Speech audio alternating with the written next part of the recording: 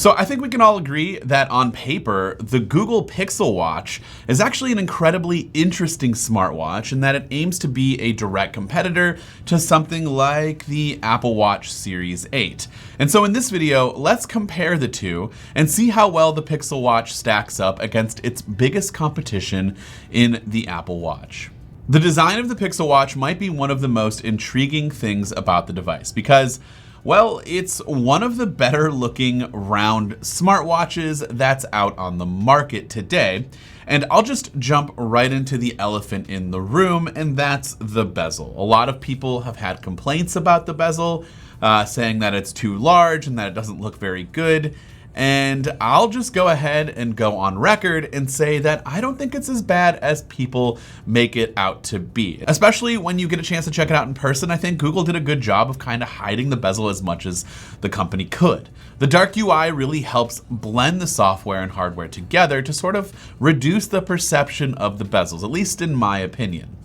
Really, the times where it looks less than ideal is when you look at those rectangular boxes for things like notifications and just certain aspects of different applications.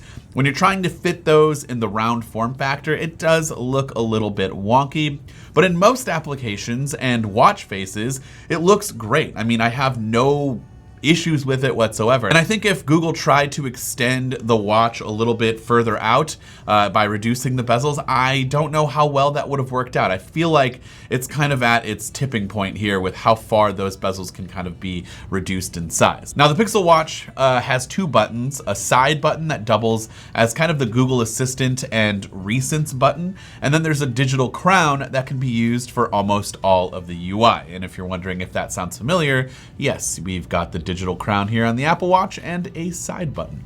It's very Apple Watch-esque.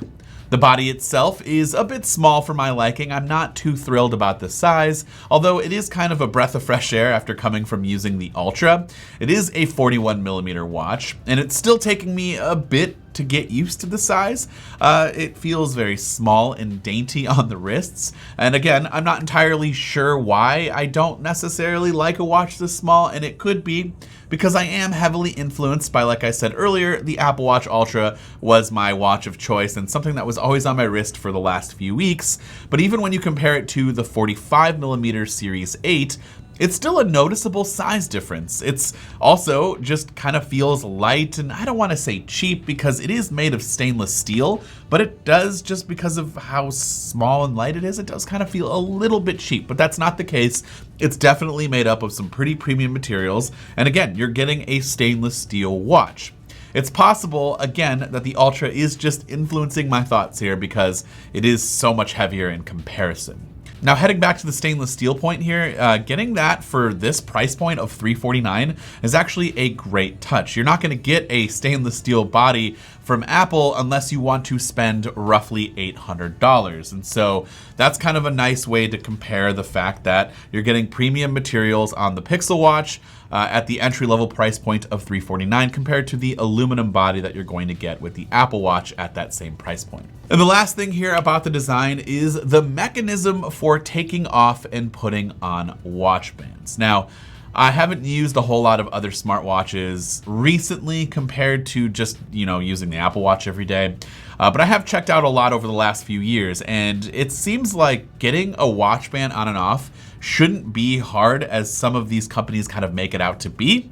And I've just kind of wondered why no one has really just copied what Apple has done. Even though Apple's way is not perfect, sometimes it's kind of hard to slide it in there and get it to click in, and it just, I don't know, depending on which watch band you're using, it doesn't always work really well.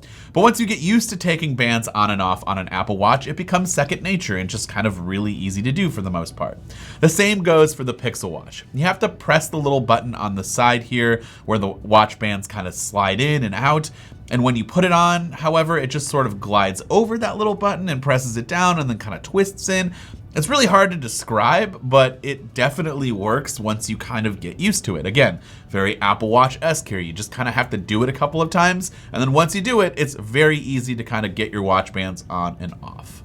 There's also a ton of really nice watch band options available that are also very much in line with what Apple sells in terms of variety and also quality. The band that I have here is kind of my least favorite. It's, the most simple and kind of boring one. It's the Active Band, I believe it's called, and it's very similar to just a sport band like what you have on this Apple Watch.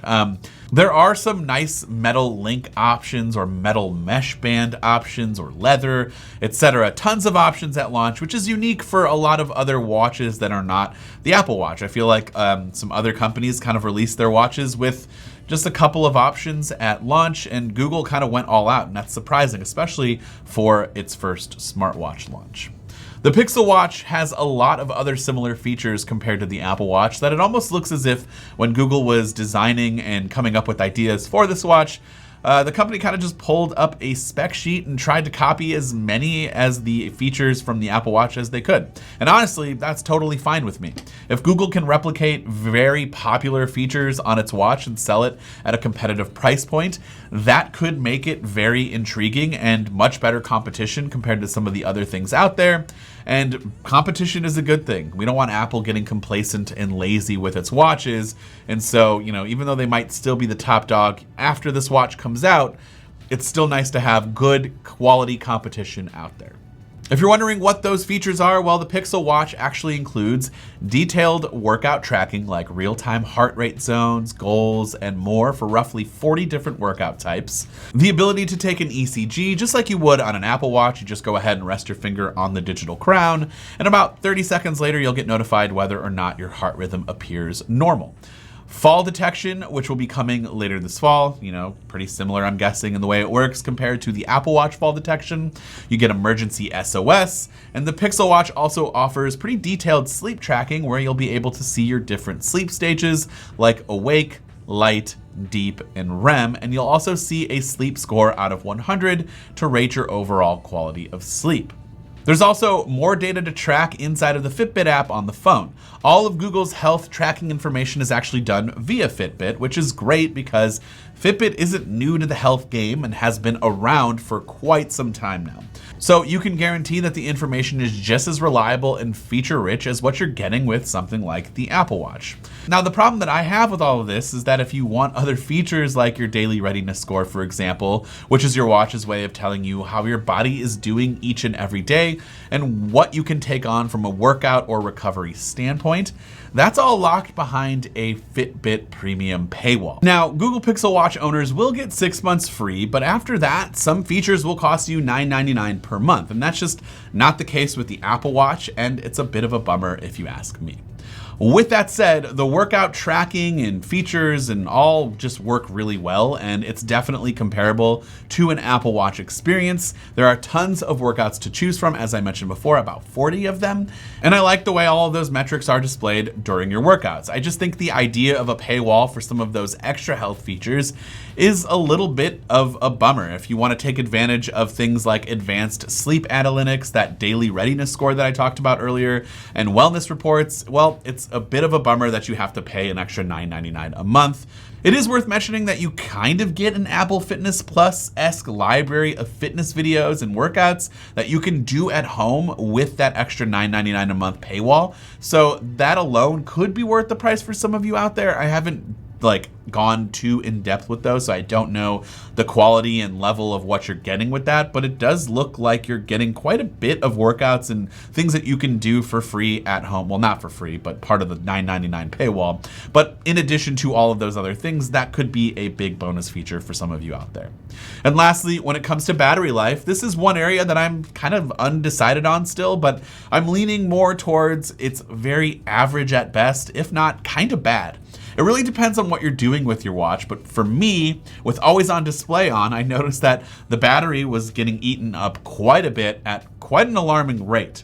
Also, there's a complication that is constantly monitoring your heart rate, and I had that on for a while, and I had to turn that off because I thought maybe that was contributing to the high battery usage, because it is kind of always running in that background, so I wondered if that was maybe the case. I did turn that off, and I think I noticed the battery life improved just a little bit. I have not turned off always on display because I want to keep that on. I really like that feature, and so if that's the reason why Google is rating it at 24 hours of battery life with always on display off, that's kind of a bummer because I feel like you're getting the same amount with the Apple Watch Series 8, if not less, even though it's 24 hours for the Pixel Watch and 16 for the Apple Watch, or is it 18? 18 for the Apple Watch.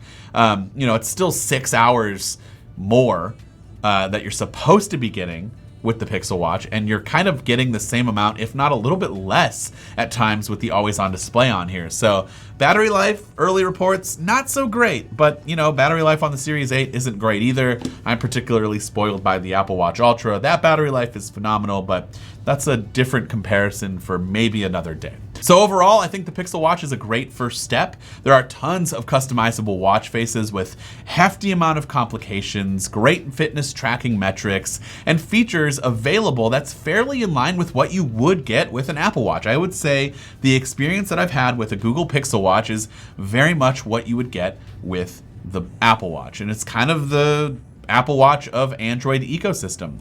And you can still do all of the great things that you'd want to do with the smartwatch, like send messages, stream music via apps like Spotify or YouTube Music, and you can control your smart home with your watch via the Google Home app.